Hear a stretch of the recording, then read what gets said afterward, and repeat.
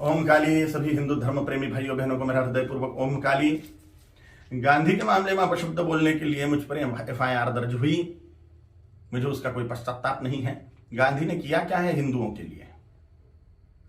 विश्वासघात किया है देश का।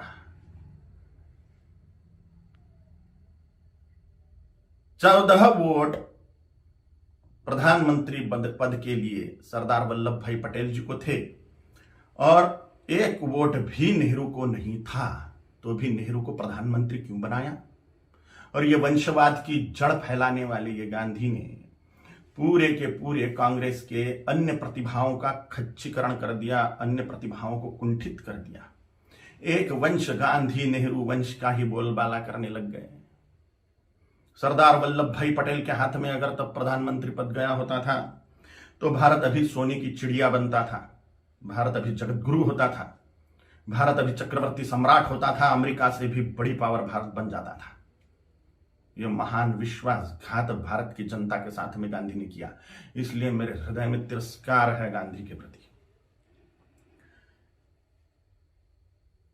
हिज हाइनेस श्रीमंत ज्योतिरादित्य सिंधिया जैसे महान प्रतिभाएं कांग्रेस में थी, है, लेकिन इस गांधी नेहरू वंशवाद के कारण उनको व्यवस्थित कार्य करने का मौका ही नहीं मिलता। इस वंशवाद के जनक गांधी हैं, इसलिए गांधी नेहरू खानदान के वंशवाद के जनक हैं, राष्ट्र के जनक नहीं, इसलिए राष्ट्रपिता नहीं है। मैं नहीं मानता, कोई माने उनकी इच्छा। दे दी हमें आजादी, बिना खड़क बिना ढाल, साबरमती के संत तूने कर दिया कमाल। ये गाना लिखने वाले को 100 जूते मारने चाहिए। भगत सिंह, सुखदेव, राजगुरु, चंद्रशेखर आजाद, सुभाष चंद्र बोस, इन लोगों ने जो त्याग बलिदान किए, फांसी पर लटक गए ये लोग,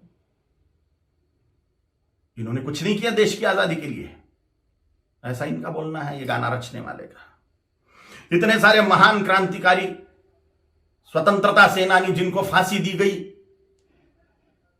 उसमें 80% सिख लोग हैं,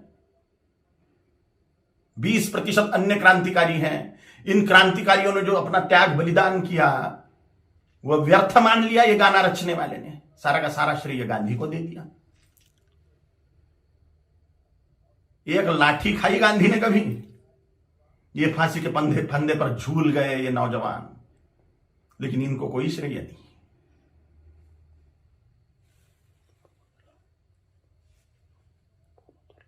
सुखदेव, राजगुरु, भगत सिंह जी की फांसी गांधी रुकवा सकते थे, लेकिन नहीं रुकवाई जानबूझ के, इसलिए तिरस्कार करता हूं मैं गांधी का। इनका एक बहुत बड़ा हथियार था अनशन करना, और गांधी ने उसका उपयोग भारतीय जनता के खिलाफ ही किया, हिंदुओं के खिलाफ ही किया। बोला था कि बंटवारा मेरी लाश पे होगा, मजहब के नाम पर जो बंटवारा हुआ पाकिस्तान बांग्लादेश का, वो मेरी लाश पे होगा, ऐसा गांधी बोलते थे।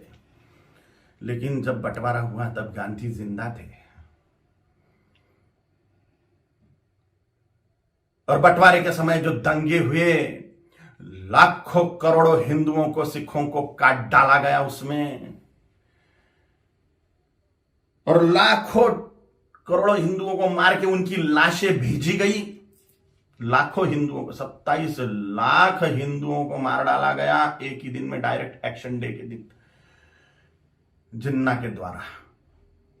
और पाकिस्तान में से जो ट्रेनें आ रही थी वो लाशों से ही भरी हुई थी, महिलाओं के और पुरुषों के, बोरे के बोरे भर के महिलाओं के स्तन काट कर भेज रहे थे वहां के लोग। सामूहिक बलात्कार करी हुई महिलाएं, उनकी लाशें, उनके स्तन बोरों में भर के। और यहां गांधी अनशन कर रहे थे कि 55 करोड़ रुपए दो पाकिस्तान को।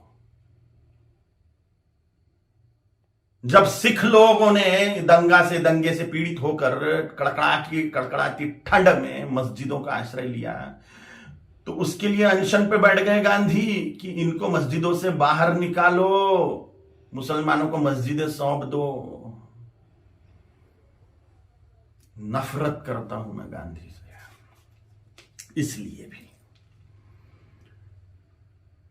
पाकिस्तान बांग्लादेश को जोड़ने वाला कॉरिडोर मांग लिया मुसलमानों ने कि भारत को और खाया जाए।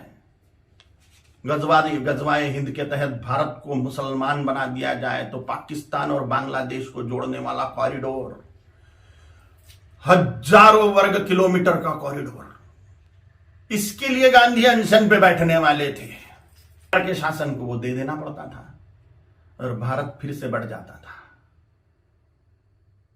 स्वातंत्र वीर सावरकर जी ने गांधी के सामने जातीयवाद तोड़ने की बात कही कि वर्णवाद, ब्राह्मण क्षत्रिय वैश्य शूद्र, यह वर्णवाद और हजारों जातियों में बटा हुआ जातीयवाद, इसको तोड़ दो और हिंदुत्व की धर्म ध्वजा के नीचे सारे हिंदुओं को एक कर दो। तो गांधी ने इसके लिए ये बात नहीं मानी।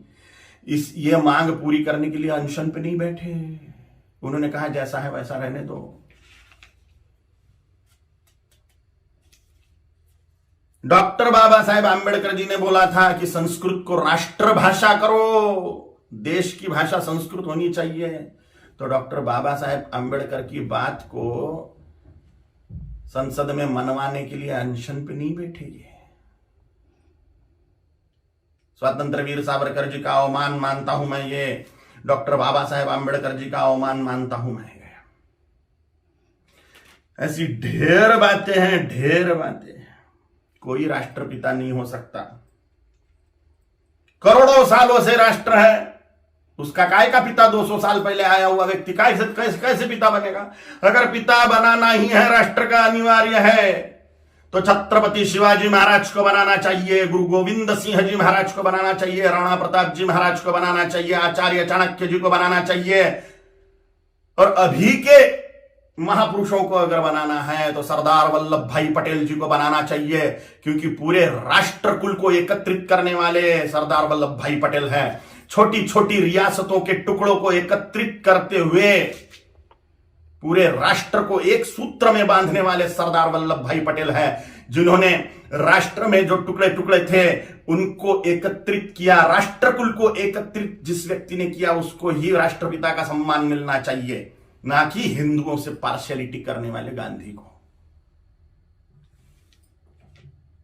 अगर वो कॉरिडोर मिल जाता था पाकिस्तान बांग्लादेश को, तो हिंदुस्तान कब का मुसलमान बन चुका होता था। धन्यवाद है, कोटि कोटि धन्यवाद है महात्मा नाथुराम गोडसे जी को, उनके चरणों में साष्टांग नमस्कार है मेरा कि उन्होंने अपना बलिदान देके हिंदुस्तान को मुसलमान बनने से बचा लिया। गजवाए हिंद फेल कर दिया महात्मा नाथुराम गोडसे जी ने। कोटि कोटि धन्यवाद है उनको। महात्मा गांधी नहीं, महात्मा नाथुराम जी गोडसे हैं। और अगर सच बोलने की सजा मृत्यु है तो स्वीकार है। छत्रपति शिवाजी महाराज जी ने, छत्रपति संभाजी महाराज जी ने, गुरु गोविंद सिंह जी महाराज जी ने, राणा प्रताप जी महाराज जी ने अपने पूरे कुल का बलिदान कर दिया हिंदुत्व बचाने के लिए। तो मेरे जैसे तुच्छ जंतुओं का जी के फायदा भी क्या है? अगर धर्म के लिए हम बलिदान नहीं हो सकते तो मर जाए मेरे जैसे करोड़ों कालीचरण, हिंदुत्व को बचाने के लिए, धर्म को बचाने के लिए, सनातन हिंदू धर्म की रक्षा के लिए तैयार है हम मृत्यु दंड को पाने के लिए। ओम का